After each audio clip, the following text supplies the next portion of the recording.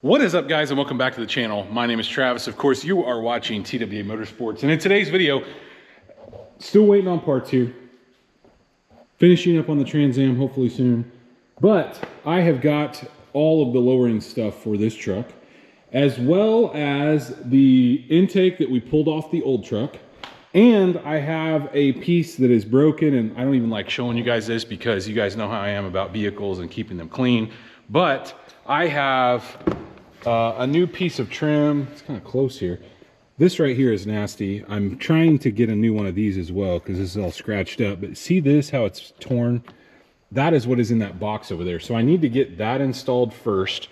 And I bought that from GM. I tried to get that other part, but for some reason I didn't have the VIN with me, I think, and they couldn't get the color match. So I need to get that to them so I can get that little kick plate. I am really picky about getting out of my cars, not dragging my feet across that, but others are not. So anyway, so amongst those things, lowering, I have chosen to go a little different direction than I did in the last one. Now, with that being said, I'm still going to be using some of the components from the last one. I really like the way the Ridetech shocks rode. This does not have the MagRide shocks, so which will be awesome. I don't have to deal with any of that crap that comes along with them, like the little boxes, they're little systems to cheat it. So I'm going to go a little lower on this truck. I'm going to attempt to do like a 4.6, which means we are going to have to notch the frame. Now, I'm probably going to blow through a lot of this relatively quickly because you guys have seen me do the front. And if you haven't, you can go back and check out that video. I will try to link it down below in the video description, as well as all the parts that I'm using here. But, look, I know somebody made the comment, oh, here we go again, like D-badge, tint the windows, lower, wheels. Yeah, because I like the way that looks. So I'm not going to bore you guys with stuff that you've already seen. Where I probably will cut in is when we get to the back and we start doing some other stuff. But in and out of this video, we will be cutting out. I might time-lapse portions of it. But let's get started by first, I guess, moving my golf cart and Cam's little side-by-side out of the way. We've got a real crammed up mess in here. And we're going to start right here because that box over there, I want to throw it away. And so I need to get this piece. And the longer it sits in the box, the less it conforms to the truck. I'd like to get it nice. It's kind of warm out here, so it'd be a good time to install it. This is actually something that I replaced in the last truck. It had a double set of floor mats, so it had like a aftermarket floor mat in it, and it looked terrible. It was all beat up.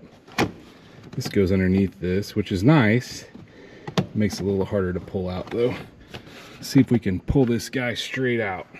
Well, I guess it's blatantly obvious this thing's been in a dusty environment, but let's go ahead and see if we can get this started. I think that's the only area we'll have to pull out. I think we can tuck it underneath this one, hopefully. I think we can do that. Hopefully we can do that. Came out fairly easy. Let's grab the vacuum and a brush and at least get some of this stuff that I can see right here out. I'm gonna leave this for now. I think when I get that new piece, I'll do a little more cleaning on this. The carpet needs to be shampooed. You can tell where this person was really dusty. It doesn't go up under the carpet, but right here on the side where obviously their feet came in and out, it's pretty nasty. I'm still gonna wipe one more of this off, but let's go grab that new piece out of the box and see if we can sneak it around. It looks like it tucks up pretty close to the headliner here as well. And back in the day, these things used to have like a really tight curve where they came up and hit the truck, but on this it looks like it's pretty uniform. So there's not like, I don't think there's like a right or wrong way. What I tried to do is there is a brake in this thing, and the brake was actually right here, kind of up where the door starts to open in this corner. So I put that brake in the same spot, and it seems to be going on fairly well. It's a snug fit, I'll tell you that. Well, this proves to be a little more challenging than what I thought, but I had to take these two covers off, and we're gonna get, those look like 10 millimeters. We're gonna knock these things out, get this out of the way, and then I can cinch it up in that area. It's kind of tough, to be honest with you, to put that thing in and sneak it back behind the panels. I may have to do the same here. Maybe not the top, but the bottom, I think I'm gonna have to. It's just not wanting to seat like it's supposed to. I didn't have to pull that completely out, but once I took the bolts out, it seemed to lock down like it's supposed to. It's in, and I will tell you, not the easiest job shuts solid. Let's see if it makes any noise going on the road. It looks like it tucks up nice. There's a little, I think that's from being in the box. But like this right here, I don't know if you can see that. There we go. Okay, maybe it just wasn't quite seated. Yeah. All right, one job completed. I'm gonna snap that other piece back in and we'll continue. I was gonna do the cold air intake next, but I got to thinking, like, why would you use a ladder when you're gonna lower this? You can do that later. So here's what we've got. I went around and took some measurements, and surprisingly, I have measurements from the Sierra Denali that I did. They have gotten rid of the Chevy lean, guys. We are 35 and 5/8 on both the fronts. We are 38 on the nose in the back. And the other truck was a little off, but just know that it had, you know, mag ride, so it could move up and down and whatnot. So at this point, let's get this thing off the ground. Like I said, I'll probably time lapse the majority of this. I'll cut in and show you, because the only thing different that I'm using on the front, I'm using all the same Ridetech stuff on the front that I used on the old truck. It's actually boxed up there. I listed it for sale. Luckily it didn't sell. But the only thing I'm using differently up front is the spindles, and I got those from Belltech, which I will show you those when we get to that point.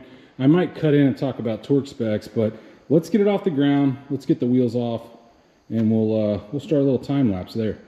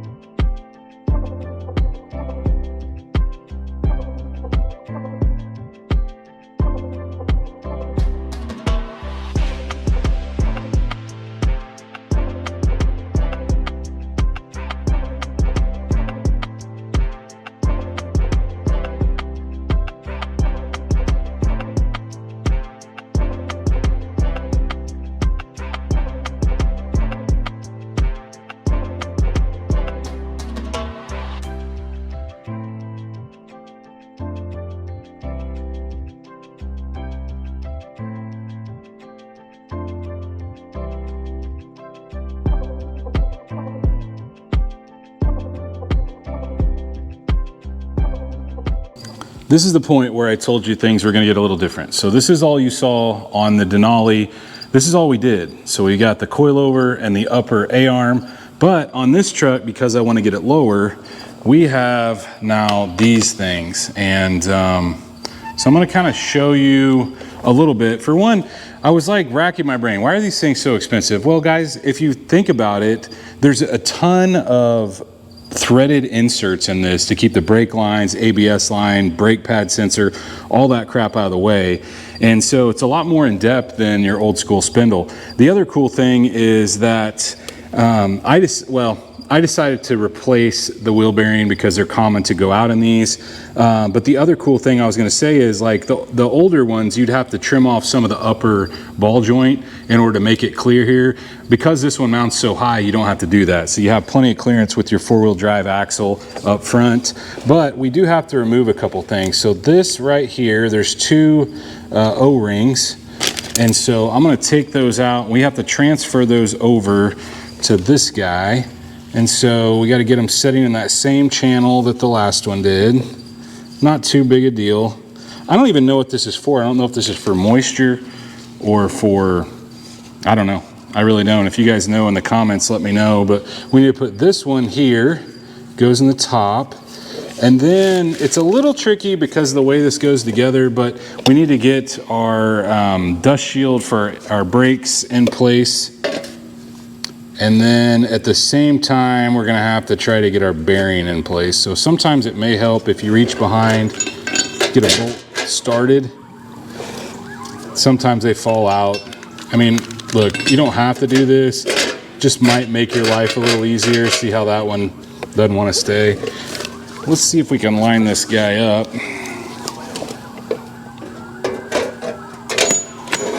Yeah, not that lucky. And we don't want to like screw up those washers, so we're just kind of easing it in. And there it goes, into place. And then we need to torque these. I believe they go to like 111 or something like that. We'll get them started here, I say. I think I got one going. Once you get one going, the rest are somewhat easy, I'd say. But anyway, I wanted to show you, this is a Belltech spindle, and pretty relatively straightforward. I'm gonna get that all mounted. We're gonna get it up in the truck instead of the old one. And all this does is move up where the hub mounts 2 inches. Doesn't affect suspension whatsoever. Everything, all the steering geometry is the same.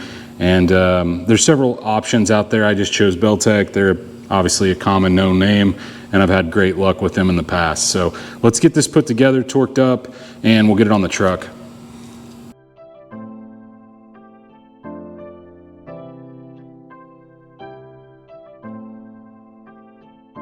One of the things that's pretty obvious that I did here was that I bought some power stop brakes. Okay, look, I've used these before. They work great. I just couldn't put those crusty brakes back on. The other thing you'll notice I did is I decided to paint my calipers. I was gonna leave them alone, but they were here. I just cleaned them up a little bit and decided to wash them off. So I've got to put my brake pads in. You guys have seen that a million times.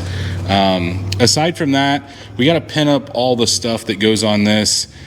So all the stuff that bolts to the side of the actual spindle. The reason I think these spindles are so expensive is because of that, like I said. But we're pretty much wrapped up. So the only things I really wanted to show you guys was obviously the new spindle, because we didn't use that before.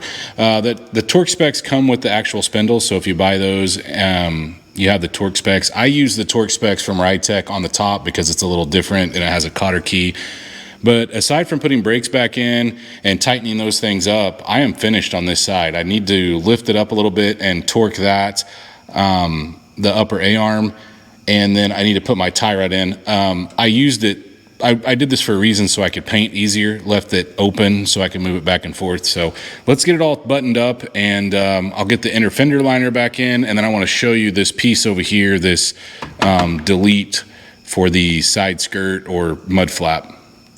Now, as far as how these things work, we've got obviously our mat, our liner in place.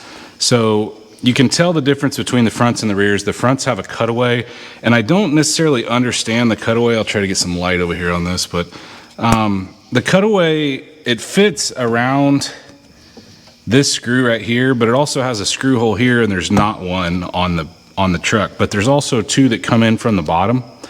Mine is missing the insert that goes here. I have the one that comes in from the bottom, but for some reason I don't have the other. So what I'm gonna do is we're gonna go ahead, we're gonna slide this into place. I've cleaned that off so we can peel our 2-sided tape. I don't necessarily know if this does much, maybe kind of close the gap. But all in all, I think it'll be a better look. This is like the hardest thing to take off. And I'll probably upgrade. This looks like some decent 2-sided tape. Let's get a pick here. There we go. So we're gonna tuck it up underneath like this. Kind of get it up in there, and then we're gonna swing it into place and see if we can get a couple of these screws started. It's a tight fit, that's for sure. I think we can get a couple of the screws in here though. There we go. So this is gonna draw it up to the truck, and then the ones from the bottom should draw it up on the inside. I don't necessarily know, like I said, why it's got the hole in the inside, unless I'm missing something, but there's no screw hole in the factory carpeted piece. So let me get these, it's just snug. As a matter of fact, I may want to do the bottom ones first. Got everything tightened down. For the most part, I've got everything torqued. There's two things I need to torque. For one, the lugs. Obviously, I need to get those to 140. But I also need to torque the spindle nut. That's why I have the center of the wheels out. But if you guys notice, my steering wheel is completely straight. And look, this is always the case when you put spindles on. Look at that. Obviously, the tire's leaned out. I think, you know, once we align it, that'll fix that, obviously. But see how the tire is towed in, and it's towed in on that side. It's also towed in on this side quite a bit. So what I'm going to do is I'm going to attempt to get under there, and we're going to see if we can adjust some of that toe, at least to get it like somewhat tracking straight to get down the road. And then I'll put you guys on the tripod while I drop this thing down, and we will get our first look at it on the ground. I'm pretty excited to see that, but let me see if we can get under there and make some adjustments. You kind of see what I'm talking about down here. I always use adjustable end wrenches because I never remember the size, but I'm walking this tie rod end out to help straighten this wheel, and I've gotten it a little ways, but I need to go quite a ways, as you can see. So when I set it down, that's going to adjust the toe as well, but this is what we're doing here. We're setting the toe. And not so much that we're getting it perfect, but we need to get it drivable so I can get it down to my shop and get it aligned. I got that adjusted somewhat. I'll torque it when I get it set down, but there's one other thing I'd like to try. I'm gonna take the steps off this thing. Look, it's gonna be low. It's gonna look stupid. I don't like these steps anyway. I like the fold up ones. I think these things are pretty simple. It looks like 10 millimeters to get this off. Yeah, if I have it on loosen instead of tighten, that'd help. All right, so we'll take the 10 millimeters out that hold the bar to the step, and we got a series of all those, and then I think there's another 10 millimeter that holds it to the like rocker down below. So let's get these off first. All, I don't know, 8 of them, maybe 1, 2, 4, 6, yeah, 8. And I think there's just a single holding this bracket on. This is kind of what we're looking at once we get the actual step off. And then up here, there is a, what is it, 13 millimeter, I think? Yeah, 13. Right there on the, you can see this thing needs washed. And then there's another one right there. So 2 13s, and we will have all 3 of these guys off of here. Look how much better and cleaner that looks without that ugly chrome piece on the bottom. If they were black, it wouldn't bother me as much, but they just stick out and look weird. So let's back up. Let's see if we can set this thing on the ground. Maybe too close. Oh, that'll work. I got the other side down. Let's see what we got with just the front dropped. Still need to torque those front wheels down. Okay, that pushed out a little. And I think we'll get some settling in the front. Woo-wee!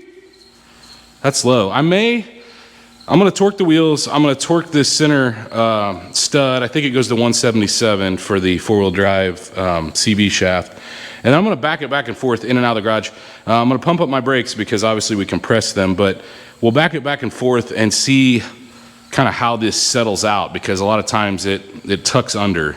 So I think it may settle a little. There you have it. We're halfway finished with this project. Now, look, the back is gonna be a little more in depth as far as like, cause I haven't showed you guys some of this stuff. The only thing in the back, there's 2 things I'm gonna be using out of the Ridetech kit in the back. One of which being the relocation brackets for the shocks. The other one being the helper bags, possibly, if I can manage a way to mount those, and the shocks themselves. So the rest of it will be Belltech that you guys saw in the back of the truck. I'm gonna cut this video here because I have a lot of work ahead of me here, and it's gonna take me a little bit to film this. So I figured I'd break it up into 2 parts. We started with the front. We got the front completely accomplished. I've got some brake light issues, but I think I'm just gonna unhook the battery for now. I tried to pump those things up, and it seemed like I got some brake, but it's still like it was using a lot of the rear brake to brake. So definitely need to get something done. I may go ahead and take it down and get it aligned, even though it looks all goofy, just because that would be done. And then when I get the back finish, there's no alignment required, obviously, so I can just drive it. But it's definitely lower than the last one. I hope that I don't have any issues with rubbing. I mean, that's pretty close right there, and I think we'll get a little bit of settling. Now, I may hold off on the alignment for now, just because I may bring this thing up a little bit. I don't know. So that rear Belltech kit, it's a 7-inch drop, but it comes with a lift hanger. If you guys see that right there. So I can't get real crazy. I don't want to get into the bed, but I can live with a little liner rub as far as lock to lock, but I will not live with like when it hits like a suspension drop and it like makes a ton of noise or sounds like the fender's getting ripped off. But let me know what you think about taking the steps off the side. I think it looks a lot cleaner. It'll definitely look a lot better once we get the back drop that looks kind of goofy right now, but I like that clean look down the side. But if you guys did enjoy this video, I will list all the stuff in the description down below. Hit that thumbs up button. Guys, if you're not subscribed, go down and hit the subscribe. Of course, like always, ring that bell notification. That will notify you every single time we drop a new video on this, the green truck, the Trans Am, anything in the shop, and stay tuned to see what we work on next.